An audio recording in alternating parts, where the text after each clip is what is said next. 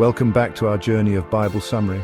Today we will look into Genesis chapter 31, which marks another phase in Jacob's life as he decides to leave Haran and return to the land of his fathers.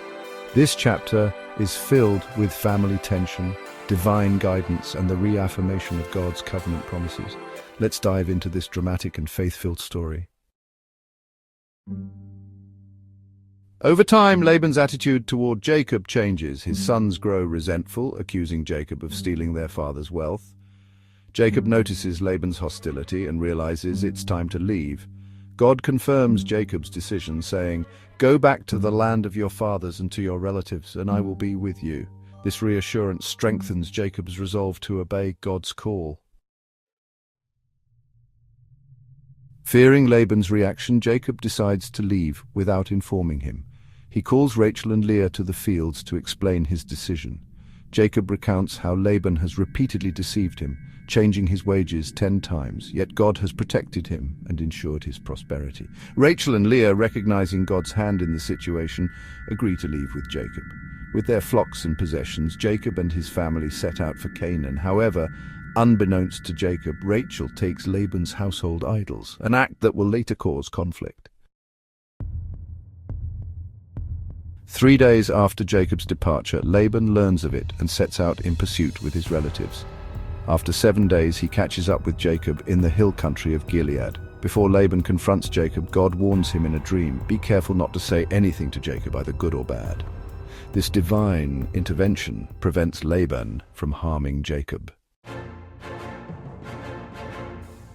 Laban accuses Jacob of deception and laments the loss of his household idols. Jacob defends himself, explaining his fears of Laban's potential reaction and asserting his integrity throughout his years of service.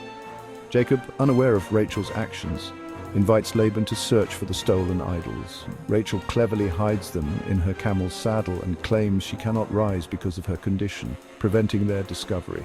After Laban's search yields nothing, Jacob passionately recounts the hardships he endured under Laban's employment. He credits God for protecting him and ensuring his success. Realizing there is no resolution through conflict, Jacob and Laban agree to a covenant of peace. They set up a stone pillar and heap of stones as a witness to their agreement. Laban promises not to harm Jacob, and Jacob vows to respect Laban's boundaries. The covenant is sealed with a shared meal and a prayer invoking God as a witness. The next morning, Laban bids farewell to his daughters and grandchildren, returning to his land while Jacob continues his journey toward Canaan. Genesis 31 highlights God's protection and faithfulness. Despite human deceit and conflict, God ensures Jacob's safety and success. This chapter also emphasizes the importance of obedience to God's call, even in the face of uncertainty. The covenant between Jacob and Laban serves as a reminder that God is the ultimate mediator and witness in our relationships and agreements. Genesis 31 teaches us to trust in God's guidance and protection, even when we face opposition. Just as Jacob relied on God's promises, we too can move forward with faith, knowing He is with us every step of the way. As Jacob's journey continues, we see the unfolding of God's covenant promises, reminding us that His plans always prevail. Thank you for joining us on this series today. If this story inspired you, please like, share, and subscribe for more episodes.